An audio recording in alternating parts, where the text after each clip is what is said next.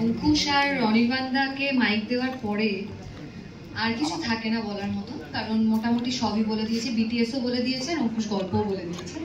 কিন্তু যখন প্রথম রাজাদা ফোন করেছিল এবং বললো যে ভয়ের ছবি আর কি, হরর একটা ফিল্ম, অঙ্কুশকে অ্যাপ্রোচ করলো, তখন আমি ভাবলাম যে বাহ, ভালোই ভূত পেয়েছে রাজাদা, প্রপার ভূতেরই তার সিনেমা হচ্ছে, খুব একটা গায়ে কাটা ফাটা দেবে।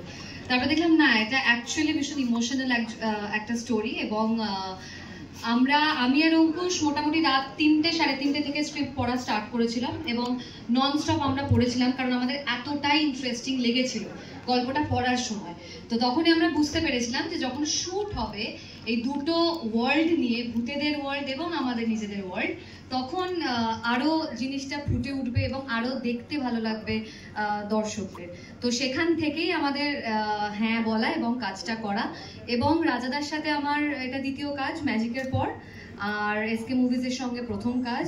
খুবই ভালো এক্সপিরিয়েন্স। আমি মোটামুটি রিয়েল ভূতেদের মাঝে ওখানে থাকতাম কবরস্থানে, আর আমার পাশে তুলিকাদি বসে আছে, একদম সকাল থেকে রাত অব্দি ভূত সেজে থাকতো। এবং আমি আর একটা পয়েন্টও আপনাদেরকে জানাতে চাই যে তুলিকাদি ওখানে আমাদের একটা ভ্যান ছিল, যেখানে আমরা খাওয়া দাওয়া থেকে শুরু করে শুধু দাঁত মাজা স্নান করা বাদে সবই করতাম আর কি। ওখানে তুলিকাদি ঘন্টার পর ঘন্টা পান বানাতো এবং বলতো যে কেউ পান খাবেন, এবং ঘুমোতো। তো এইটাই আমাদের ওখানে একটা লাইফ হয়ে গেছিল। কিন্তু আমরা খুব ভালো করে মজা করে শুট করেছি। আর বিশেষ করে গল্প নিয়ে আর বলার কিছু নেই। আমার চরিত্রের নাম মীরা। মীরার হাজবেন্ড ওই যে বসে আছে, আমার এখন ননস্টপ হাজবেন্ডই হয়ে যাচ্ছে, শ্বেতকালী থেকে শুরু হয়েছিল। তো এদের একটা আলাদা জগৎ আছে।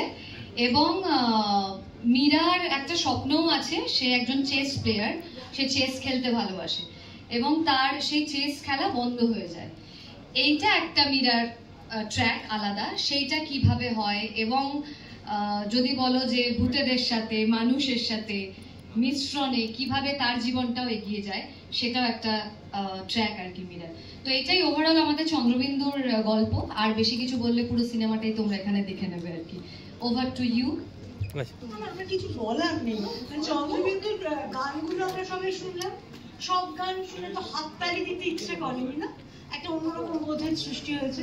উল্টো দিকে যারা যারা আছো 23rd মে, তোমাদের ফুল ফ্যামিলি সবাই এখন তোমার সাথে টিকিটে বুক করে নাও, দেখবে আর আমাদেরকে ইন্টারভিউ দেবে কেমন লাগলো।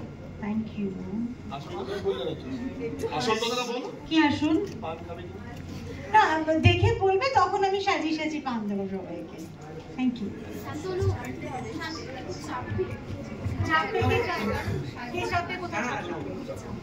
শায়দা, থ্যাংক ইউ সো মাচ। ট্রেলারটা দেখেছো কি? আচ্ছা,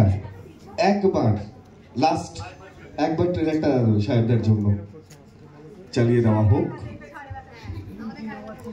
না, শাহেবদাকে ছাড়া আমরা দেখেছিলাম, এবার একসাথে দেখবো।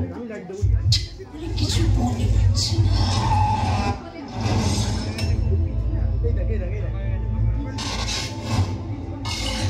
Welcome to Happy Afterlife. You can call me the Keeper. Keeper? তুই দোকানটা বন্ধ করে দিস না, তোর বাবা মা কিন্তু এটা চাইতো। বাবা মা নেই, আমি এখনো বিশ্বাস করি যে আমার সাথেই রয়েছে। আমার মধ্যে দিয়ে আবার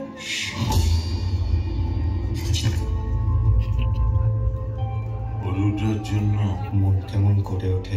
You can stay at Happy Afterlife for no more than 30 days. If nobody